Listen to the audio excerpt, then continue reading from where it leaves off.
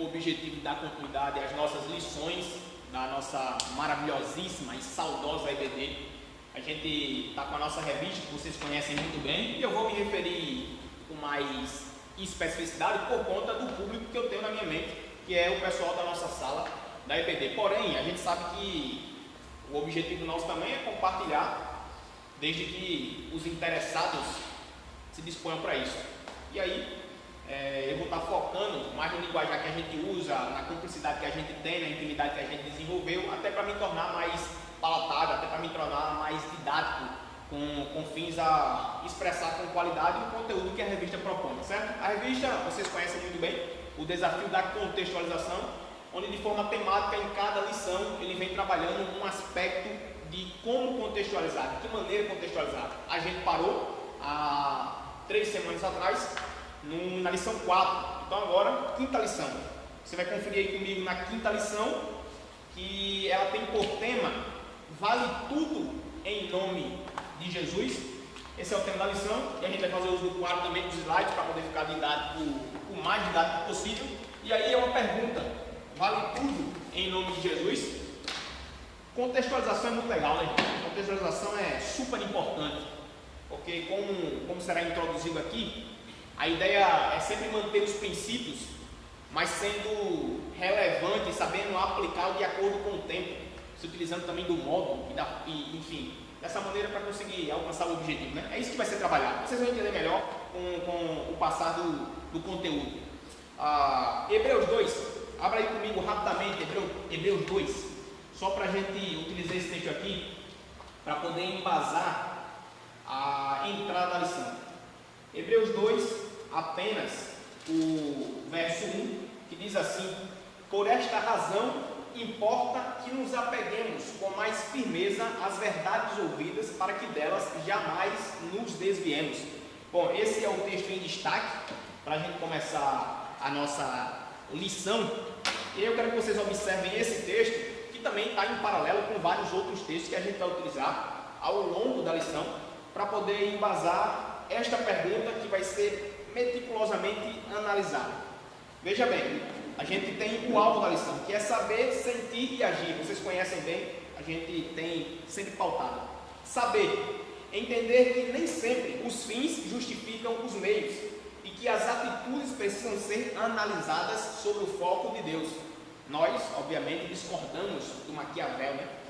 Sentir, assegurar-se de que a mensagem de Jesus esteja sendo anunciada sem ser adulterada. Isso aqui, primoroso.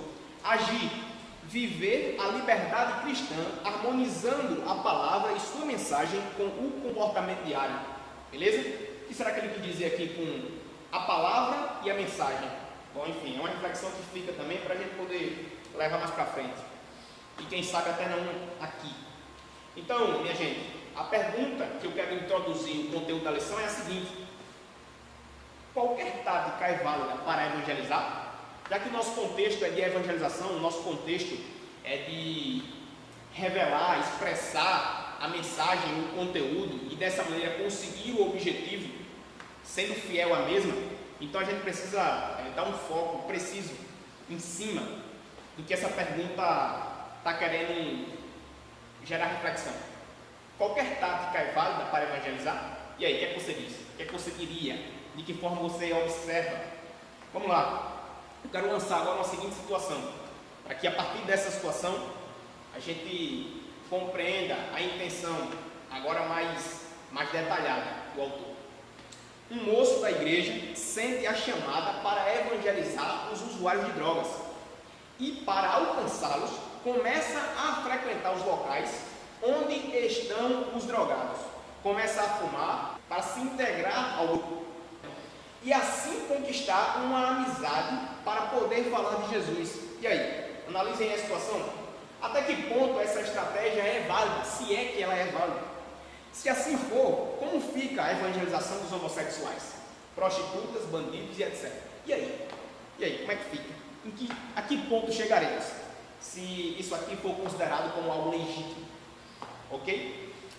para dar continuidade, só uma coisa que eu esqueci de fazer anteriormente. Estou aqui com o apoio do nosso querido diretor, Kelvin está aqui me dando todo apoio, tá certo? Por trás das câmeras, esse cara é fera, então sem ele nada disso aqui aconteceria. E estou aqui também munido da presença inspiradora da querida Ângela, que está aqui também nos...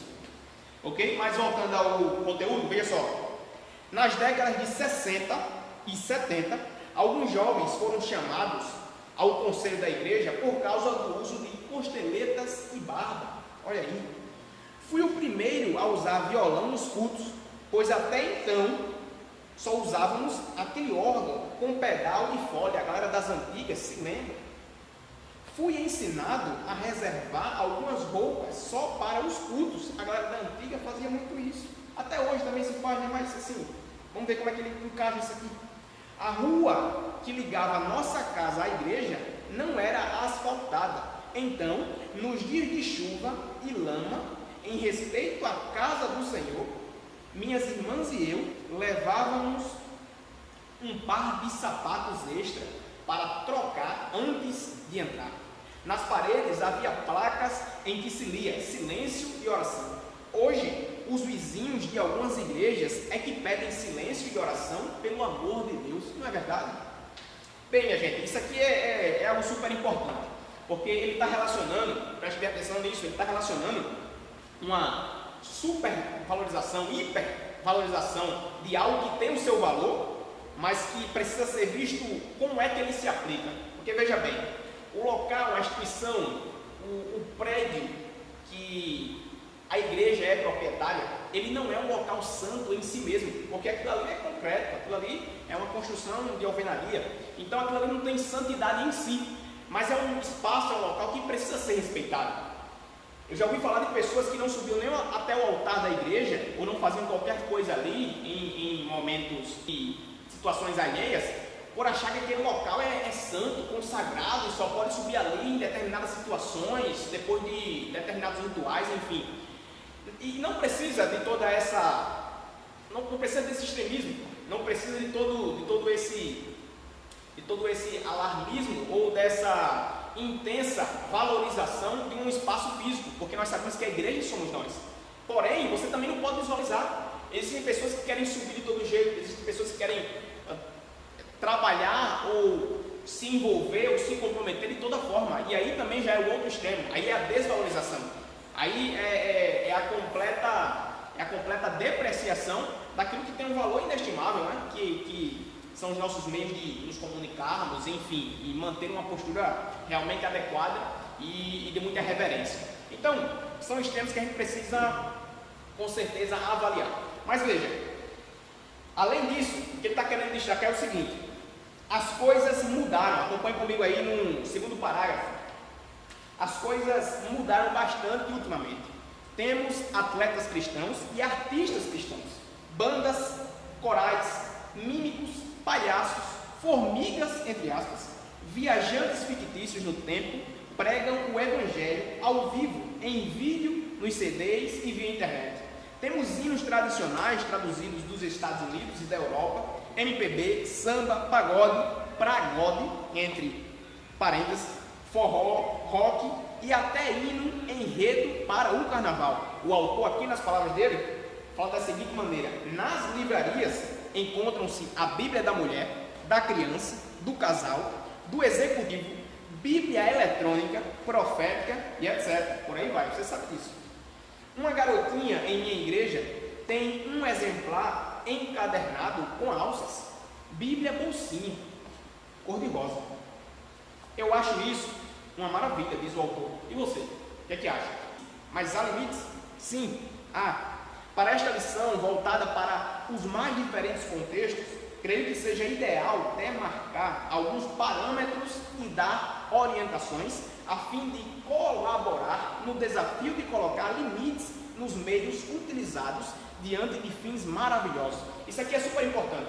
E eu queria que vocês frisassem aqui, atenção, que ele dá para parâmetros e que ele dá para orientações, porque parâmetro é da raiz da mesma palavra que a gente conhece muito bem por parábola, ou seja, você tem a preposição para, que quer dizer ao lado, e metron é metro, de medida. Então, para medir ok? E a parábola o que é? Vocês sabem muito bem. A parábola é uma narrativa alegórica que ela é desenvolvida no campo fictício para transportar ou para emitir uma mensagem de forma indireta. Então, quem fazia muito isso era o nosso mestre Jesus, tanto que na Bíblia você tem 39 ou 40 parábolas, dependendo de como você interpretar, e ele era muito didático por conta disso. Ele trazia uma realidade observada no contexto real e colocava ao lado de uma explicação para que se entendesse uma mensagem muito maior, muito mais profunda, com muito mais riqueza, e tudo isso se tornava um processo muito didático para todos aqueles que o ouvissem, e nós também que o ouvimos até hoje por seu Espírito, por auxílio do seu Espírito, que também, Espírito Paracleto, é aquele que se coloca ao lado como ajudador, como auxílio, que é da mesma raiz. Então, parâmetro, a ideia é você ter referências que lhe dê condições de medir se aquilo é válido ou não é, se aquilo é legítimo ou não é, se a aplicabilidade ela vai ser de fato satisfatória ou não, se a aplicabilidade ela vai comprometer, vai adulterar a mensagem ou vai preservá-la, vai mantê-la pura. Então, foca em parâmetros e na sequência, orientações, beleza? Aí a gente vai, uma orientação didática. Eu queria que Kelly passasse o próximo slide aqui, para a gente ver o que é que ele fala, beleza? Esse é o texto que eu acabei de ler, e esse aqui é um quadro de orientação didática que ele dá super interessante para nós. Veja, o fundamento do conteúdo, a Bíblia, a pessoa a ser alcançada no meio, e você tem aqui o fundamento do portador do conteúdo, o cristão, ou seja, a pessoa precisa ser algo para comunicar aquilo que tem relevância. Você jamais gostaria de ouvir alguém falando sobre etiqueta se a pessoa é totalmente mal educada. Você jamais daria credibilidade a alguém falar sobre bons costumes, bons modos, maneiras de convivência social aprimoradas, se ela não dá exemplo a respeito disso, se a própria vida dela não comunica isso já de forma espontânea, natural, você não daria. Então, o fundamento do portador do conteúdo é ser cristão. E o que é ser cristão? Ora, ser cristão é viver de acordo com a Bíblia. Então, se o fundamento ele está em desconexão ou ele é incoerente ao seu portador, a mensagem fica comprometida, logicamente. E é em cima disso que ele vai trabalhar agora, para que a gente tenha o acesso até essa pessoa, a pessoa ser alcançada, o nosso alvo. Beleza? Então vamos lá. A sequência é assim, ó. Fique com esse quadro gravado, para que a gente tenha essa noção. No tópico 1, a gente vai precisar ver um texto aqui super importante agora, que é o texto de 1 Timóteo 4, do 1 até o 5. Confira aí comigo. 1 Timóteo 4, 1 até o 5, só para que a gente entenda também o que ele deseja comunicar. Veja só o que o texto diz e o que é que ele está querendo dizer com isso. E tem tudo a ver com o que eu falei agora. Beleza?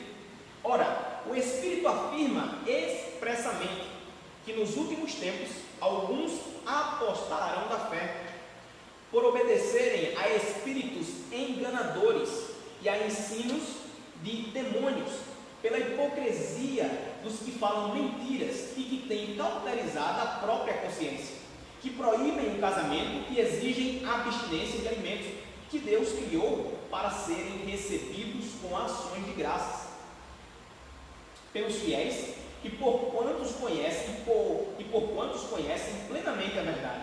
Pois tudo que Deus criou é bom, e recebido com ações de graças, nada é recusável. Beleza? Então, a ideia é você ter essa compreensão bem frisada. Aí ele fala assim, ó, a palavra diz que estreitos são a porta e o caminho que conduzem à salvação.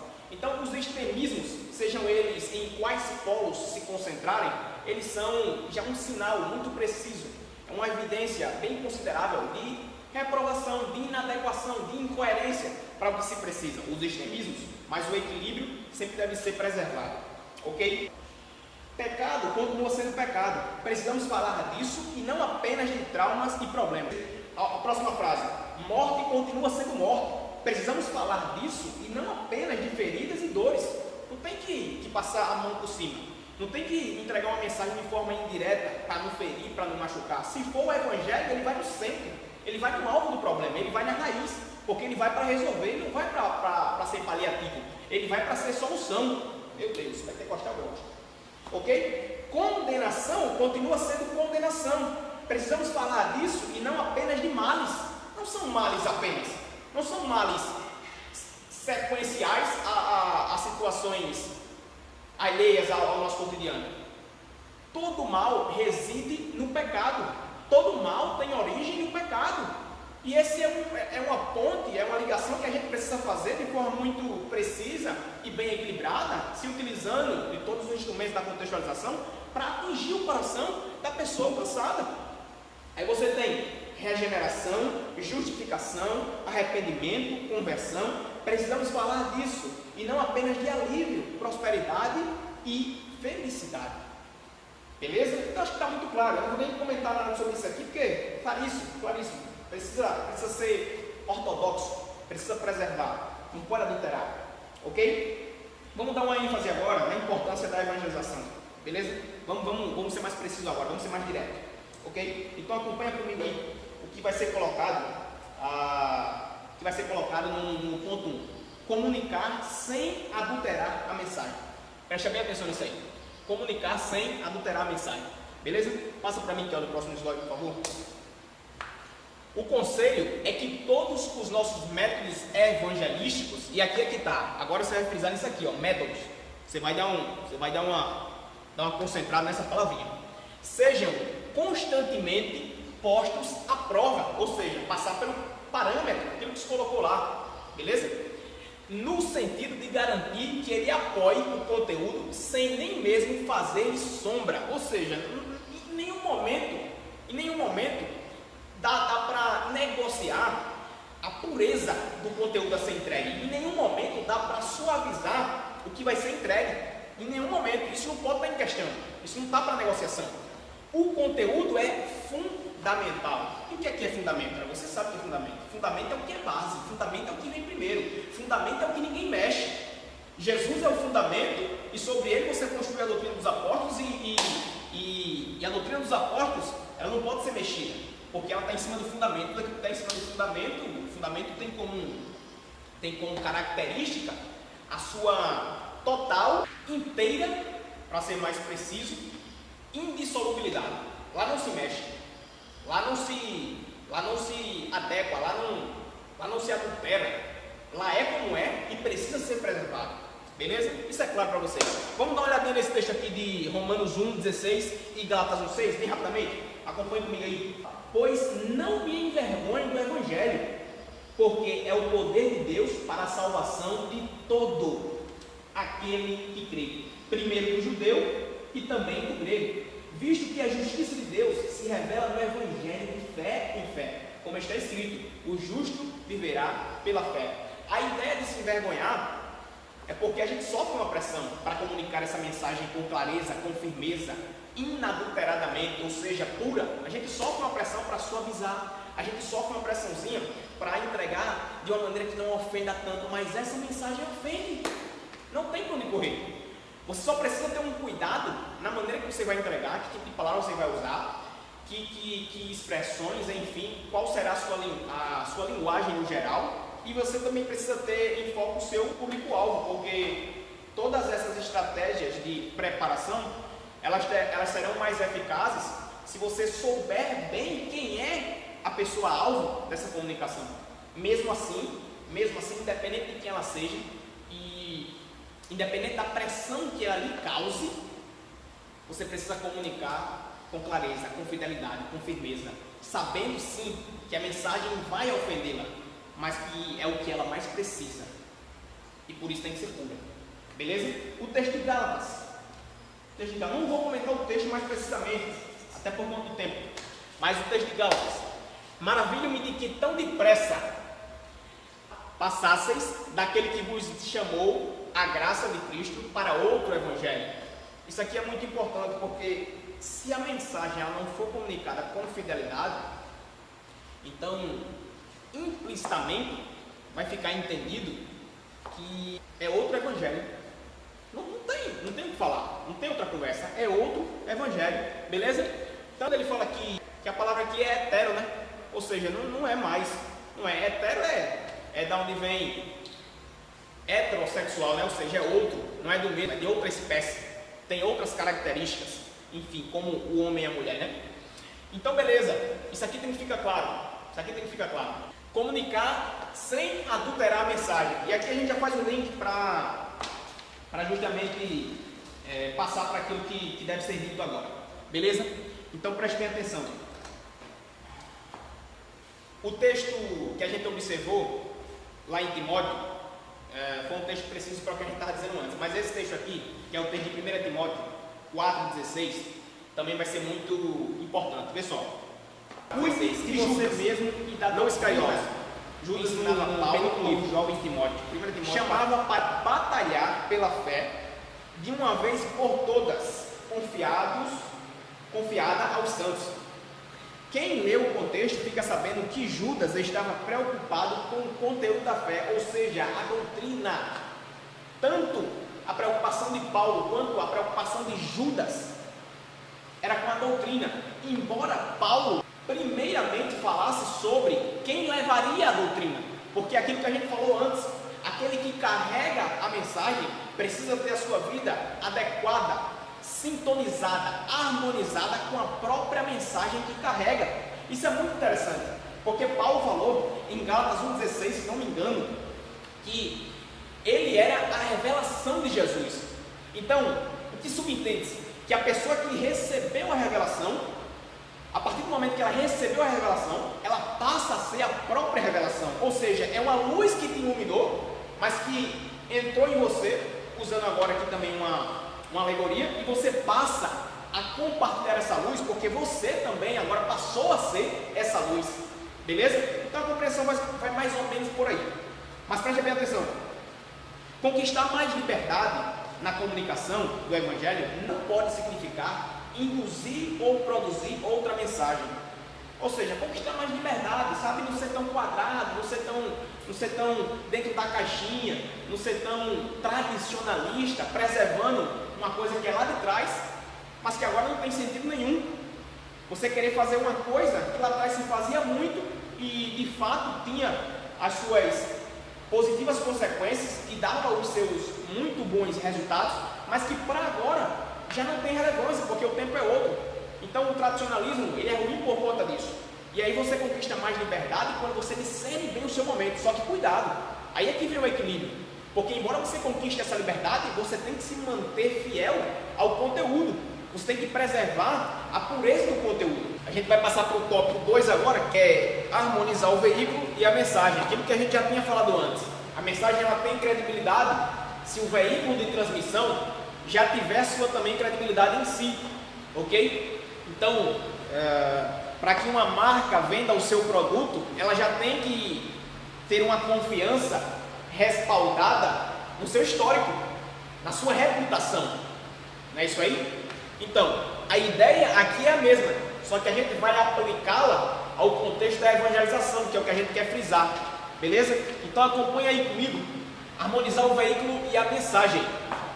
Diz assim: os meios, métodos, instrumentos e mensageiros carregam em si mesmos uma mensagem que pode ou não combinar com o seu conteúdo declarado. Isso aqui é muito importante, porque você declarar algo não necessariamente quer dizer que você é comprometido com aquilo, quer dizer que aquilo faz parte da sua vida, quer dizer, em outras palavras, e sendo mais informal, quer dizer que você leva aquilo a sério, quer dizer que de fato você dá o devido valor. Às vezes você tem aquela frase célebre, né? Casa de ferreiro e o espeto é de, muito bem, espeto de pau. Então a ideia é entender que mais do que cuidar da mensagem, da essência da mensagem, da pureza da mensagem, o que carrega a mensagem, ele também deve cuidar de si mesmo, da sua própria. A mensagem ela não é levada sozinha, ela não é levada, não é possível que o mensageiro esteja desassociado da mensagem. O mensageiro é sempre alguém envolvido, ou melhor, comprometido com a mensagem. E tudo isso faz uma diferença tremenda na hora de se ter eficácia quanto ao que a mensagem declara. É o que ele quis transmitir aqui. Ok? Pense comigo. Eu vou usar uma figura exagerada, diz o nosso querido autor aqui. Se um bêbado mal cheiroso quiser ensinar você a votar, terá pouca chance de atingir o alvo, mesmo porque os seus sentidos estão entenebrecidos, né? E ele não é digno de confiança, de credibilidade. O que quero dizer é que os meios podem comprometer o conteúdo, certo? Então, para que a mensagem ela tenha relevância, é super importante haver a credibilidade na história. É super importante haver o respaldo das suas próprias práticas, porque senão a mensagem perde também a sua eficácia, por estar sendo portada por alguém indigno. E a Bíblia nos orienta, nos ensina que através da santificação, da purificação, por mais que Cristo tenha nos coberto e a nossa salvação tem respaldo na obra dele, e nós somos declarados justos, mas mesmo assim a gente deve buscar a santidade. Embora nós não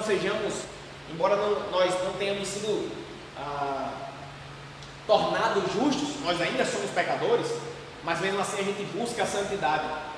Então a ideia é a seguinte: se você não a cada dia busca se tornar mais digno daquilo que você carrega, na verdade então você é indigno e compromete até mesmo o que você carrega. Então a ideia é a seguinte: ele quer dizer que em qualquer tema, sobretudo na pregação do Evangelho, qualquer tema, sobretudo na pregação do Evangelho, precisamos reconhecer que a pureza do conteúdo não basta. A pureza somente do conteúdo não basta. Por isso, Timóteo tinha que ter cuidado dele mesmo e da doutrina. Ou seja, em primeiro lugar, ele cuida de si mesmo, ele é um mensageiro, mas também cuida da doutrina. Só que o foco não é na doutrina, porque é inegociável a doutrina. A doutrina tem que ser preservada, a mensagem tem que ser preservada, o conteúdo tem que estar puro, inalterado. Mas o mensageiro, porque senão a mensagem não tem relevância, senão a mensagem não tem eficácia, ou não tem a eficácia pretendida. E aí bota o trabalho todo a perder, né? Porque se você quer comunicar algo como é a mensagem do Evangelho na sua inteireza, e você comunica 90% de Evangelho, e faltando 10% para você tirar o 10%, colocar a cereja no bolo, aquilo já não sai mais Evangelho, você comprometeu todo o resto. A mensagem não tem valor. Foi 90% de Evangelho, foi 80% de Evangelho, foi 70%, pega esse 70% para aproveitar, aí os outros 30% joga fora. Então tem que jogar tudo fora, porque ou está inteiro, ou está puro, ou está completo, ou não serve.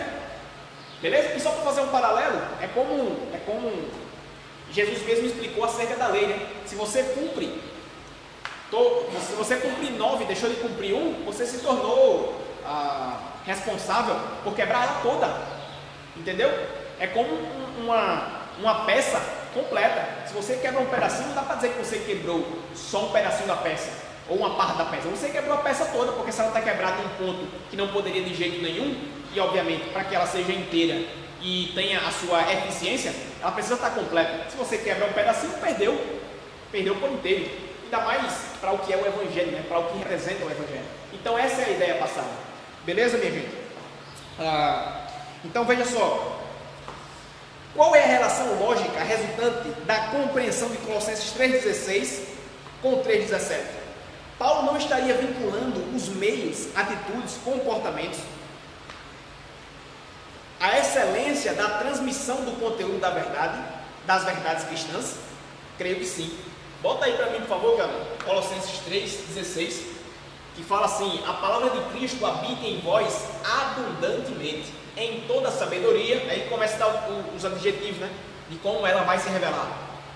A palavra de Cristo está habitando abundantemente, e ela se revela em toda sabedoria, em ensinamento, ensinando-vos, admoestando-vos uns aos outros, que é a ideia do conselho mútuo, com salmos, ou seja, palavra, conteúdo bíblico, com hinos, ou seja, expressões de louvor, alegria, expressões de gratidão a Deus, cânticos, hinos e cantos espirituais, cantando ao Senhor com graça.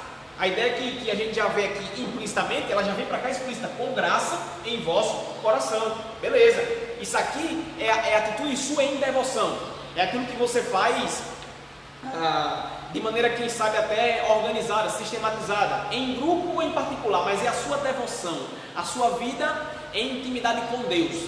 a sua busca por Ele, fundamental, preciso. Isso aí é algo particular, as pessoas não veem, mas você comunica isso quando você leva o Evangelho.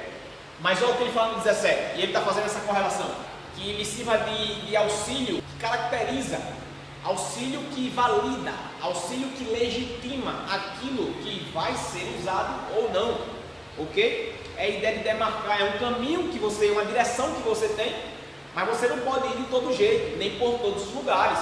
Você tem que caminhar em cima de demarcações. E tudo isso é super importante porque mantém a pureza, né? Tudo isso é super importante porque faz com que seja de forma organizada, ordem e decência, que é o que a gente preza sempre por ter no nosso conteúdo. Ok? Então, e quando fizerdes por palavras ou por obras, fazei tudo em nome do Senhor Jesus, dando por Ele graças a Deus Pai. Ou seja, tudo que você fizer, nos mínimos detalhes, sejam quaisquer que forem as atitudes ou os comportamentos, tudo aquilo deve ser feito para Deus. E como isso é para Deus? Então, indiretamente muitas vezes, mas dependendo de qual for a atitude, qual for o comportamento, qual for o ambiente, quais forem as pessoas que estiverem presenciando isso, a mensagem do Evangelho vai ser comunicada até diretamente. Porque por muitas vezes a nossa postura tem que estar bem frisada, a postura de beligerância. A gente faz guerra na sociedade. A gente, por ter uma postura diferente, faz guerra na sociedade constantemente. A Bíblia diz que nós estamos na contramão do fluxo deste mundo. Então a gente vai esbarrar em pessoas e pessoas irão esbarrar em nós. E nesse processo a gente se machuca e machuca também. Mas justamente pelo fato de a gente estar na contramão. Porque se nós amarmos a Deus, nós somos inimigos do mundo. E quem é amigo do mundo é inimigo de Deus. Então a ideia justamente é comunicar o Evangelho, muitas vezes até por conflitos. Não é só às vezes uma conversa amigável, às vezes não é só num ambiente bem preparado, instrumentalizado para isso, idealizado, ou às vezes por um processo formal também, que você vai comunicar a uma pessoa, um avanço evangelístico, etc. e tal, mas a sua vida está constantemente comunicando o Evangelho, e às vezes essa comunicação se dá de forma conflituosa, e a gente tem que estar preparado para isso. E eu diria que não são às vezes, mas são muitas vezes, para enfatizar também a ideia da quantidade, do volume, né? Como isso acontece. A nossa vida comunica. Então, tem pessoas que gostam da gente por conta de sermos cristãos, de comunicarmos o Evangelho. E tem gente que já nos odeia, que já não gosta, pelo fato de comunicarmos o Evangelho. Então, isso precisa ser frisado. Porque a vida comunica, a postura comunica. Super importante do mensageiro. Beleza? Vamos dar continuidade aí. A gente vai passar aqui agora já estamos caminhando para o final. Irmão, não despreze os métodos ou os meios. Eles trazem ensino esses meios. Não pode ser robotizado, não pode ser mecanizado. Você tem que ter estratégias. Porque, gente, isso aqui é muito óbvio. Quando a gente quer muito uma coisa e nos parece longe, nos parece difícil, mas a gente quer muito aquilo, a gente vai refletir, a gente para pensar como é que eu chego lá, o que é que eu vou fazer, como é que eu conquisto. E aí, né, serve para tudo. Não vou nem fazer nenhum tipo de aplicação porque você aplica o seu contexto de vida particular. Ok? Pense comigo. Quando um pai, aos berros, diz ao filho: não grite! Olha só, que atitude. Olha só como é que ele está comunicando. Como é que ele vai dizer: não grite? O menino vai entender muito mais: grita mais forte, grita mais alto. Porque na verdade é uma contradição em termos. Ele está ensinando o quê? Ele está ensinando a gritar, mesmo que esteja dizendo para não fazê-lo. Porque queria que você repetisse aquilo também. Repita aquilo, por favor. Entre o ensinamento e o exemplo. A palavra conduz, né? Mas o exemplo arrasta. Pronto, exatamente. O exemplo, de fato, é muito mais eficaz, tem muito mais eficiência, não é? Ele tem um resultado melhor. E de fato que a gente pode chamar ele até de mais eficaz também, como eu tinha dito anteriormente, porque ele produz de fato o resultado, está provado isso aí, beleza? Quando uma igreja adota um método de evangelismo, deve saber que vai comunicar mais do que aquilo que efetivamente for dito. É lógico, a gente comunica mais do que as nossas palavras, porque junto com as palavras vão as nossas atitudes. Não tem como a gente desassociar palavra de atitude. Beleza? Então, fica com isso guardado aí. As roupas, o volume, os registros culturais, as a insistência, os valores e correspondentes culturais, queiram ou não, estarão em jogo. Lógico, quando você se propõe e comunicar a mensagem do Evangelho, é bom que você entenda isso, é se expor. É se expor, porque como é que tu vai confrontar alguém e a mensagem é confrontativa? Como é que tu vai confrontar alguém se a tua vida não é padrão? Vamos continuar então. Deixa eu apagar aqui o irmão. A gente continua com o seguinte texto aqui agora. Pois bem, os métodos carregam uma mensagem em si mesmos. O estilo musical, as opções de criatividade, a escolha do meio, os horários, a aparência, tudo isso vale também na hora de transmitir qualquer mensagem, sobretudo a melhor notícia de todas. Lembrem-se disso. Então, gente, a ideia é que assim, poxa, a nossa vida está comunicando o Evangelho constantemente.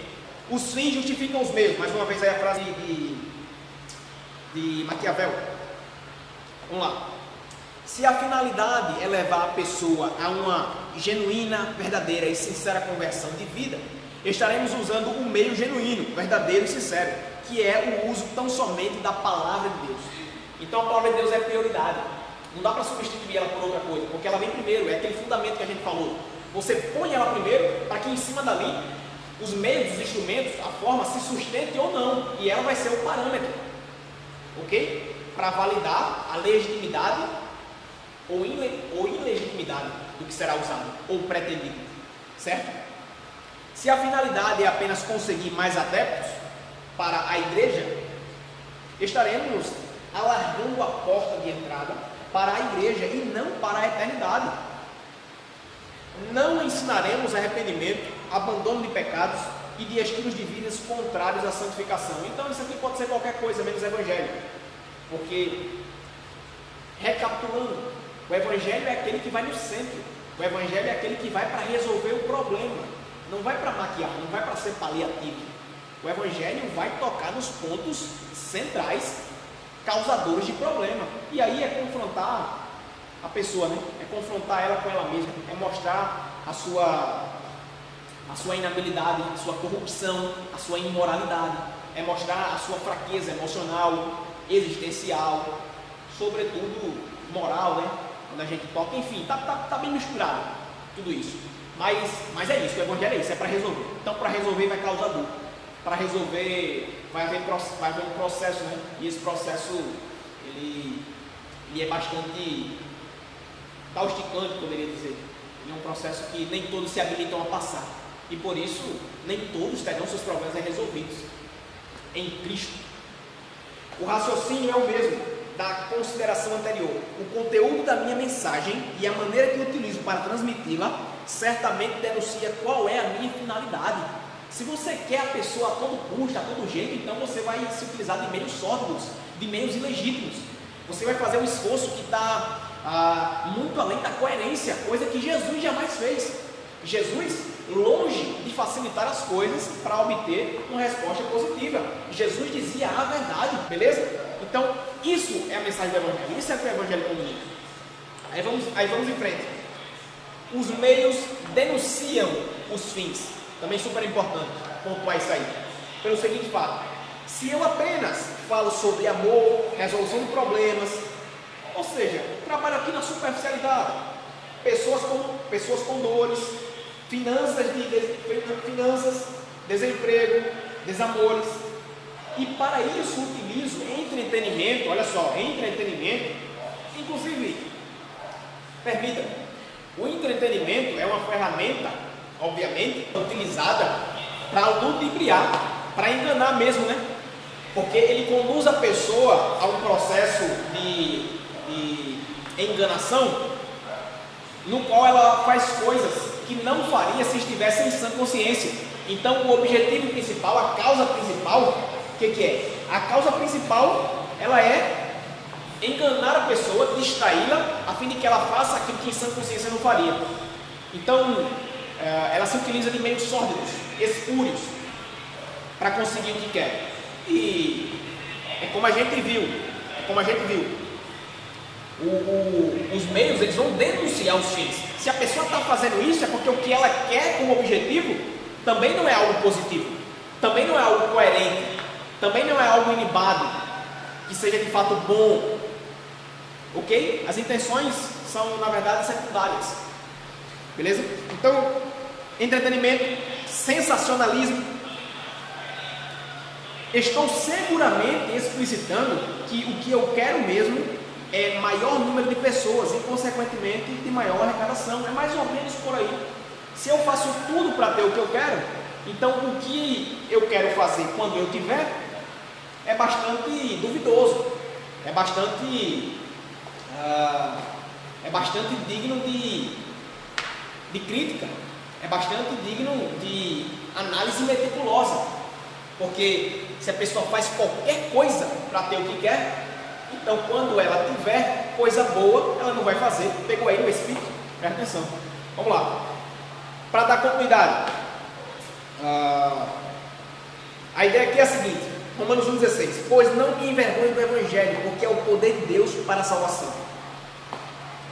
E por conta disso, aqui está implícito, na minha opinião, acredito que alguns autores que trabalham em cima do texto de Romanos com muita qualidade, eles dão a ideia de que o que está implícito aqui é que qualquer pessoa sofre a tentação de se envergonhar do Evangelho por muitas causas, porque nós estamos na contramão do mundo, porque a maioria das pessoas despreza o Evangelho, ridiculariza o Evangelho, esnoba, escanteia, deprecia o Evangelho, e tudo isso faz com que uma pressão seja exercida sobre nós, já que a gente está na contramão, já que os nossos valores são diferentes, enfim, isso é muito lógico para todos nós. Mas veja, ele faz duas perguntas para a gente ainda continuar refletindo sobre isso, sobre esta pressão que nos sobrevém. Será que temos vergonha do Evangelho original e por isso queremos utilizá-lo, modificá-lo ou modernizá-lo? E essas expressões aqui, em si mesmas, elas estão trazendo um certo tom, você pode perceber claramente, de leviandade, né? De inconsequência, porque se você quer mexer no original, na verdade você vai comprometer o conteúdo, e se você compromete o conteúdo, a mensagem ela perde o seu sentido, ela não vai atingir o objetivo para o qual se idealizou tê-la, se idealizou fazê-la ou construí-la, ok? Então isso é muito sério, a mensagem deve ser preservada, você contextualiza, você usa meios, você usa métodos, você usa ferramentas, ok? Você estuda o seu público-alvo, você estuda a cultura de determinado ambiente onde você vai se portar para você ser o mais relevante possível, mas a mensagem é inalterada. Você contextualiza, mas a mensagem é inalterada. Você ia falar alguma coisa, João? Não, ok? Então, dando uma oportunidade aqui, minha gente, a questão é a seguinte: 2. Será que não só temos vergonha, mas envergonhamos o Evangelho com a nossa vida sem transformação real? Aí é que está. Por quê? Se você não está tendo toda essa demonstração de que houve mudança, de que houve transformação, de que brilha uma luz forte em você e as outras pessoas não conseguem perceber isso, há exemplo. Existem muitas pessoas que frequentam vários lugares, seja por trabalho, seja por estudo, seja por diversão, por muito tempo, e tem contato com várias outras, e que são crentes já, e aqui cabe até uma aspas, quem sabe, são crentes já há muito tempo, mas a pessoa que se relaciona com ela por todos esses anos, não sabe que ela é crente. E eu me pergunto, como isso é possível? Se isso acontece, então essa pessoa é uma dita cuja que envergonha o Evangelho. Se a vida dela não comunica aquilo que a gente falou, o conteúdo, a doutrina, a mensagem é super importante, tem que ser preservada. Mas a vida do mensageiro tem que dar respaldo à mensagem que ele carrega. E se a vida dele não está comunicando, na verdade, então ele está envergonhando o Evangelho. Se indiretamente a sua própria vida já não comunica, então ele é um envergonhador do Evangelho. Ou seja, ele está lutando contra, né? Porque enquanto nós estamos lutando para que a mensagem seja cada vez mais atraente e de fato demonstre a sua relevância, ainda que conflitando o mundo como conflita, quando entregada com pureza, mas esta pessoa está dificultando o trabalho, porque ao invés de estar atraindo e mostrando a relevância, a eficácia e a verdade sobre todas, ela está repelindo, ela está afastando. Então isso aí é muito sério. Existem muitas pessoas que estão servindo de repelentes para o mundo dentro das igrejas. Aqui eu queria fazer minha crítica também e deixo para a sua própria reflexão. Ok? Vamos seguir aqui. Para que eu venha encerrar agora, eu quero só que eu coloque a conclusão. Beleza? Conclusão. Para que a gente termine, depois daqui já tem o que fazer também. Já tem gente ligando nesse momento, não tem o que fazer. Então a gente vai encerrar, beleza, minha gente? Agradecendo muito a compreensão de vocês e desejando que de fato as reflexões provenientes desse conteúdo continuem reverberando aí na vida de vocês, para a gente continuar, porque essa revista é muito boa, falando sobre contextualização, o desafio da contextualização. Ela toca de forma simplificada, não simplista, mas simplificada e objetiva em pontos muito centrais do desafio da contextualização, que é algo super importante para todos nós, pressupondo que todos nós somos evangelistas, somos evangelizadores, somos comunicadores da mensagem, já que portamos a mensagem, recebemos a mensagem, ou glória. Então vejam, ao apresentarmos o Evangelho, devemos fazê-lo de tal maneira que a pessoa possa entender plenamente a mensagem. Vamos rever o conteúdo de nossos métodos evangelísticos para não correr o risco de querer mostrar uma verdade e estar, na verdade, transmitindo outra, ou pior, uma mentira. Isso é que é complicado, né? É a ideia de ser contradizente, aquilo que se falava antes a respeito de uma pessoa que não dá o devido testemunho, ou não dá testemunho qualquer. Que tal elaborar uma avaliação para verificar se os métodos utilizados estão alcançando o objetivo? Afinal, nosso maior alvo é alcançar as pessoas para Cristo. Então, é desejo meu, é desejo do autor dessa lição, porque ficou muito claro aqui, é desejo da igreja do Senhor e dele mesmo, né? Que as pessoas tenham maiores critérios, tenham mais ferramentas, se habilitem no processo de evangelização com mais cuidado, com mais zelo, tenham uma preparação maior, para que se capacitem e aumentem o seu potencial de alcance e de eficácia também, de eficiência e eficácia. Desta forma, nós como igreja conseguimos alcançar os nossos objetivos, que é o máximo de pessoas possíveis, que é carregar o testemunho de Cristo, aonde quer que formos levados e aonde quer que estejamos. Ok, minha gente? Então, muito obrigado. Foi muito bom estar aqui com vocês. Vamos orar agora encerrando e pedindo a Deus a sua graça por sobre as nossas vidas nesses tempos de crise que precedem, que já estão sendo, né, palavras maravilhosas, trombetas tocando da parte dele, nos alertando sobre a sua vida, e ainda irão promover muitos ensinamentos para todos nós, ok? Como nação e como mundo. Deus, nós te agradecemos, Senhor. Te agradecemos porque o Senhor fala conosco de diversas formas. Te agradecemos porque a tua palavra nunca falha. Te agradecemos porque o Senhor, Deus, tem nos capacitado para levarmos a tua mensagem de forma não tradicionalista, Deus, mas preservando os princípios de maneira muito relevante, aonde quer que nós estivermos e para onde quer que nós formos. Deus, abre a nossa mente, abre os nossos olhos, dai-nos, Deus, uma visão maior e mais abrangente, para que a gente consiga fazer de verdade a tua vontade como tu queres, mostrando, Senhor, que a mensagem do Evangelho, ela é aplicável a qualquer pessoa, em qualquer lugar do mundo, sobre qualquer situação. Ela é única, ela é primordial, ela é fundamental. Te agradecemos, Deus, em nome de Jesus. Amém. Muito obrigado, gente. Deus abençoe.